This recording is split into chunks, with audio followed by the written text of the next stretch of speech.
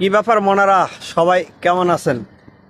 একজন দেশপ্রেমিকের গল্প বলি।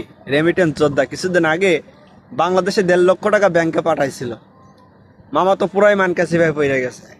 কোনো একটা গুরুত্বপূর্ণ কাজে বাংলাদেশে 1.5 লক্ষ টাকা পাঠাইয়া এখন 5 পয়সা ব্যাংক থেকে তুলতে পারছে না। ব্যাংকে গেলেই টাকা নেই, ব্যাংকে গেলেই টাকা নেই। আর এদিকে বাংলাদেশের প্রবাসী যারা আছে তাদের ধর্ণা তারা শুরু করছে বাংলাদেশের কিছু আমলা কামলা। বলি মামা, যখন প্রবাসীদেরকে নিয়ে কটূক্তি কথাবার্তা বলো, গালাগালি করো, তখন কেমন লাগে আমাদের? আমরা প্রবাসীরা তোমাদের কাছ থেকে কি পাই? এয়ারপোর্টে আসতে গেলে লাঞ্ছনা। আর এদিকে কিছু আমলা কামলা আছে, বেশ কিছুদিন আগে একটা ভিডিও ভাইরাল হয়েছিল, প্রবাসীরা নাকি মূর্খ, সিগনেচার করতে পারে না। আরে বেটা, এখানে ভালো ভালো পজিশনে কাজ করতে গেলে নিজের যোগ্যতা দিয়ে কাজ করতে হয়। হাজারো প্রবাসী যারা আছে অনার্স মাস্টার্স কমপ্লিট করে প্রবাসের মাটিতে আছে।